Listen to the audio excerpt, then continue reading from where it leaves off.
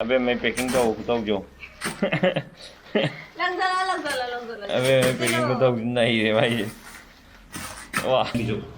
Còn chị đi breakfast công lần đặt cái này yeah yeah wow hello wow wow Pung baro hele ko 13 December Abemma jo nungti ni si smaina ma si video je yeng dra ba kap tu ne ni ngai to du ne ba tum me ya ro de ne po re na pung ma bo tum ya ro de ne kamain to du lu khang de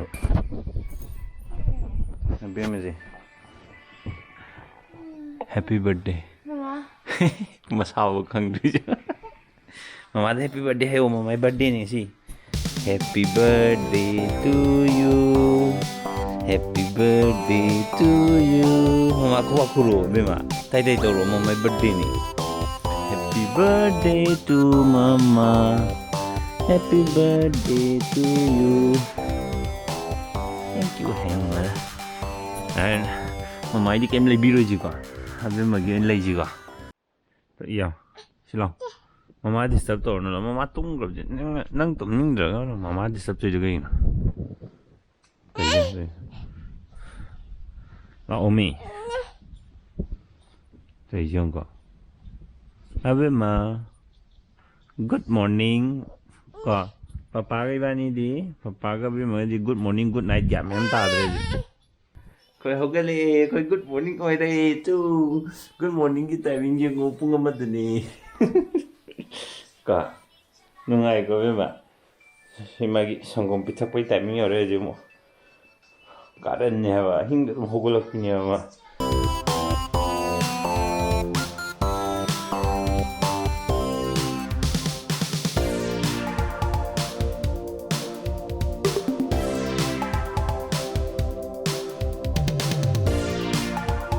Cái đúng với nó ngang một sáng xem gì qua xem chỉ là những business hiện đối với ta những business hiện với một ta là cái lâm gì mà đâm lấy cái bulb cái color gì nó mà tiếng khắp pang cái đó khăn mấy but not helping cấp phong này tao lấy đấy gì good papa mà đấy bad papa lắc trộm này gì mà gì không có hack tum rồi đấy sầu cái đấy gì có sầu cái đấy có tụi mình lấy tụi đi có Maram mo ida to na maram di papa ju good papa rak tu ni ngai to le di ko papa bad papa lak tu ham ba camera on to ve nang couple of tip ha camera on to ve ra nang couple to kri je kai maram lai ge couple tu na pung gem tiêu ba amam khai ta re ba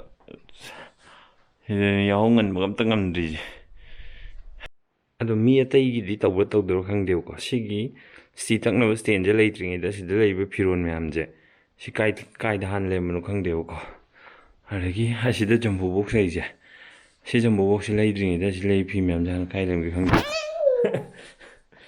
ke no thambe aw ma thak ta ko adum si ji phak che lo che ko sida lei po myam kai no lei de ne phak che tha di si ma thak sida dum lei de ne kai no khangdeu je angang lấy đi mà để máy chạy với hiền cái lấy gì han đi máy mất cái tông tôm nhau à đúng actually ai này vậy em chạy gì đi có ai đúng chính lên video em sân chơi nhiều đúng phải chỉ bằng ngâm rồi đúng này chạy này không gì mà cái này cái phật brain gì finally không rồi morning khơi học cái gì ngang bapa đó cô lên tum bado hogala ga ko lega hadi dia je mamai birthday gi abe mai sanu bole ba je hoy je breakfast come lunch to dre je kangsoi very good kangsoi thonga me very good yeah hangam thongba hangam pan tha ni na yirum je le ke dung ni na ma ga be mo ke di na anh muốn nắp lấy cái gì mà chứ mà khi đi nâng cấp có cái là có đứa tàu bè vậy có in ra anh cứ đang in ngon in về nè in vậy 친근이 맘이 친근이 chết cái nó mà à bom bìu à hajar hajar bom bìu hajar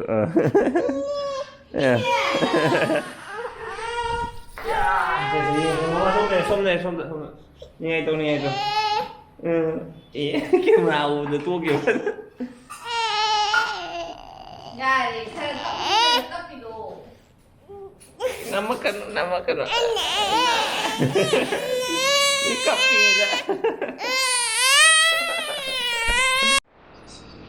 tak tentang tu lagi breakfast come lunch ni lagi juga còn chị đi breakfast come lunch tak ni yeah wow hello wow nga đây này wow ai nga hapon ma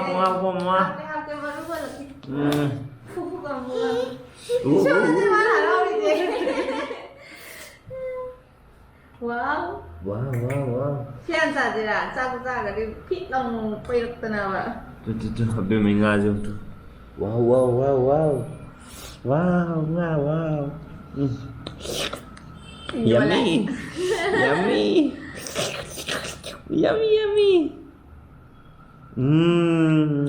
yummy yummy sugat bro na wow hayo yam hawi hayo 风个菜你是好东西。 Satar ko. Wow, yam hawi.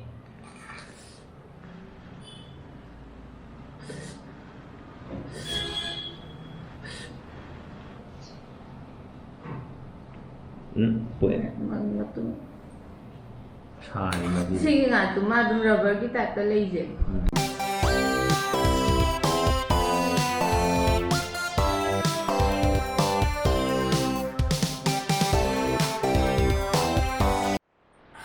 Si mamagi happy birthday ki mathil ni ho hangam le re ato bom le re yerum alu kangmet very nice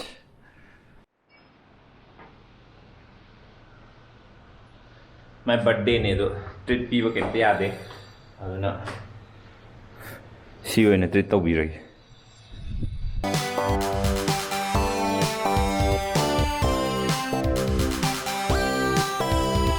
lôi ra gì ai thân to kia đang có tharo birthday thì có tharo hay này mà tại giao cái cho anh vì đấy rồi thì ngày thabo ya mấy cái the post office sala pot tha da lai adigi Abemma gi birth certificate to aro loi re ha e matam dik tak pin chang e moi do adu loi re hai re aduna adu lo zong chat toi ni ne worksite chu salam doi ni adu loi matung da friend hala kan da Abemma gift lei du chat toi ni si ai gi dress khai lei be abrenge mai di kem lei bi roi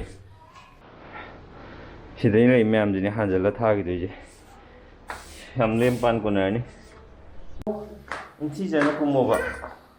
Kau ni hukum no betul bo. Sejauh kau long ni kau ngam ah. Long je ni kau. Ayam hepa sanu kau. Hepa sanu di long bay bam lagi.